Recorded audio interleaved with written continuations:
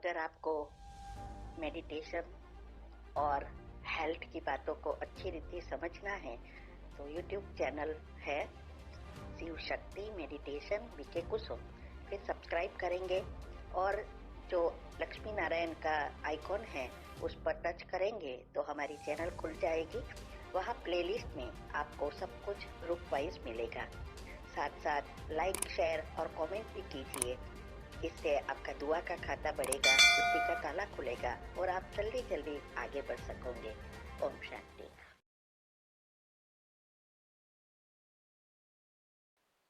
ओम शांति। आपका प्रश्न है, हमारे सेंटर को एक स्टूडेंट की तरफ से साइट का सेवा मिला है। बहुत लिटिगेशन का विघ्नों के बाद अब जाके अपना बनाया और बोर खुदवाई की काम चालू होने तक और कुछ कुछ रुकावटें चल रही है। आप इसके लिए कोई पावरफुल विघ्न विनाशक योग कमेंट्री की मदद करेगी? अपने ग्रुप में भी इसका धन सेवा के लिए कर सकते हैं? उत्तर है, पहले तो प्रश्न जो आपका है कि विघ्न विनाशक के लिए कमेंट्री, तो इसके लिए हमने सेंटर बनाने की 2 कमेंट्री रखी है। एक सेंटर के लिए, दूसरे बच्चों के आह्वान के लिए। तो ये कमेंट्री आपको खुद सुनना पड़ेगा और आपको जो जो विघ्न आते हैं वो विघ्न के ऑपोजिट बना पॉजिटिव, जैसे हो गया है, जैसे बोरहोल में रुकावट है तो अभी ये सेंटर एक विजन तैयार करके फिर जैसे ये बोरहोल का काम हो गया, उससे जुड़ी हुई आत्माएं भी अच्छी रीति सहयोग देती है।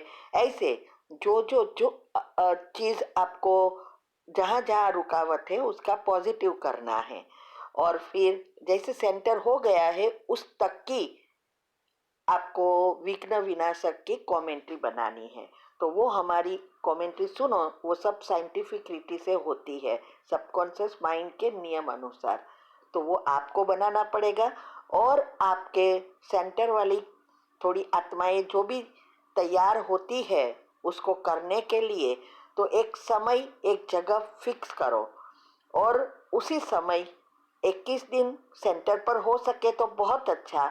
अगर नहीं है तो सबको कहो सब एक समय फिक्स करें और अपने अपने घर में एक स्थान फिक्स कर ले और फिर रोज सकाश दे। तो अगर आप सब साथ में करेंगे तो बहुत जल्दी सफलता मिलेगी। तो आप ये YouTube पर हमने योग के प्रयोग की विधि रखी है, अगर आप हमारी चैनल पर जाएंगे तो प्लेलिस्ट में ये टाइटल के साथ मिलेगा, इसमें जाना, वो विधि अनुसार शुरू करो। तो सब करेंगे तो इससे क्या फ़ायदा है वो भी बताया है। तो आपको कमेंट्री बनाना पड़ेगा। दूसरा आपने पूछा कि धन सेवा के लिए ग्रुप में, तो देखो ये जो भी ग्रुप खोले हैं ऐसे ही किसी को कहने से नहीं खोले हैं। अगर ऐसा है तो रोज़ कितने ही हमें डायरेक्ट मैसेज भेजते हैं कि प्लीज़ हमारा सेंटर बनाना है, प्लीज़ ग्रुप में डालो। ऐसे थोड़ा ही ग्रुप बना देंगे तो हजारों ग्रुप इसका ही हो जाएगा, क्योंकि सबको सेंटर बनाना है। इसीलिए इसकी भी विधि है।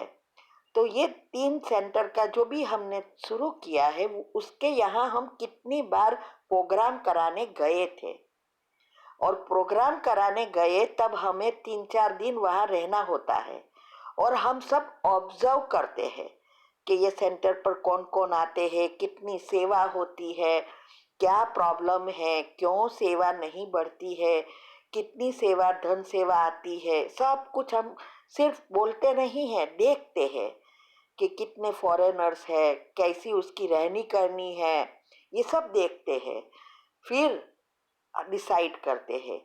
तो पहले भी हमें भी नहीं पता था, तो हम तो एक ही जगह पर सेवा देते थे, लेकिन जब हमने ये सब देखा सारी सिस्टम के क्या है कैसे है, बड़े सेंटर जो मेन है वो बहुत अच्छे हैं और छोटे छोटे गीता पाठशाला में प्रॉब्लम होता है, तो ये सब देखा तब हमने डिसाइड किया कि अभी हमें वही सेंटर पर सेवा करनी है। बाद में ये टचिंग आई कि मैं करती हूँ तो अभी दूसरों को सेवा करने का चांस दे, इसीलिए ये ग्रुप खोला। तो ये ग्रुप तभी खुल सकता है जब हम उस जगह पर आए। ऐसे तो हम नहीं आएंगे ना देखने के लिए, ऐसे देखने के आऊंगे तो मुझे थोड़ा पता चलेगा। तो आना बना, हम प्रोग्राम करवाने आए, बहन वहाँ के प्रोग्राम रखे, हम आए, उसके इंचार्ज बहन जो भी है सबको हम मिले, उसके सब चेक करें, फिर हम ग्रुप में डाल सकते हैं। तो अभी तो ये 3 ग्रुप चालू है, और वैसे भी हम तो अभी अमेरिका में हैं। जब आएंगे तब आपके यहाँ आएंगे, चेक करेंगे। अगर आपकी बहन सेंटर इंचार्ज जो है बड़ी बहन वो प्रोग्राम रखे तो आ सकते हैं, तभी ये होगा।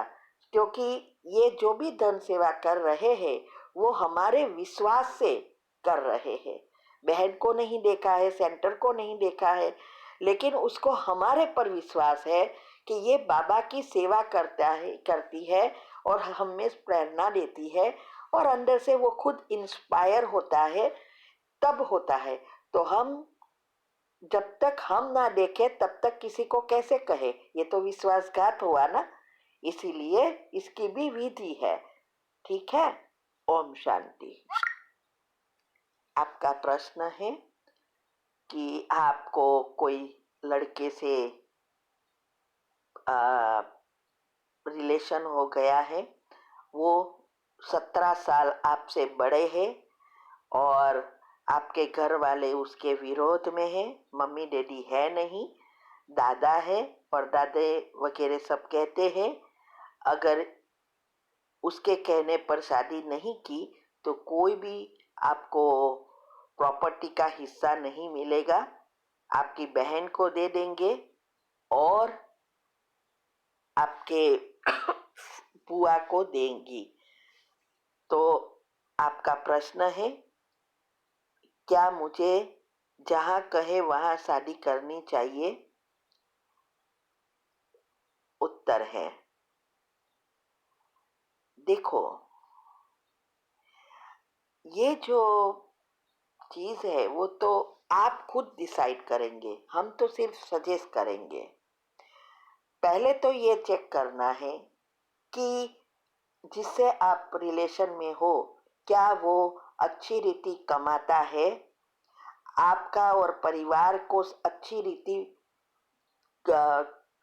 रख सकेंगे, क्या वो आपका भरण पोषण माना पालन कर सकेंगे, ये सब कुछ आपको देखना है।